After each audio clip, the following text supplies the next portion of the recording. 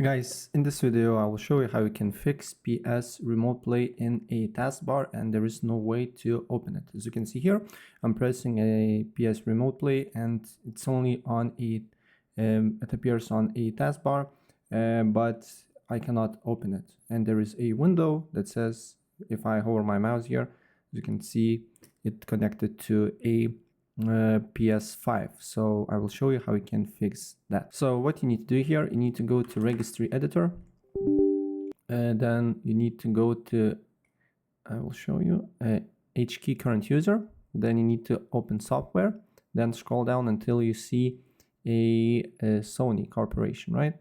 Sony Corporation here. And then what you need to do here is to right click on remote play and delete it. Make sure remote play is off. And after that, if we launch remote play here, it should work. So let it load it up for a few seconds. Let's connect it. And as you can see here, now it's working. So yeah, that's basically it. If I helped you out, please press like and subscribe for more. Take care. Bye.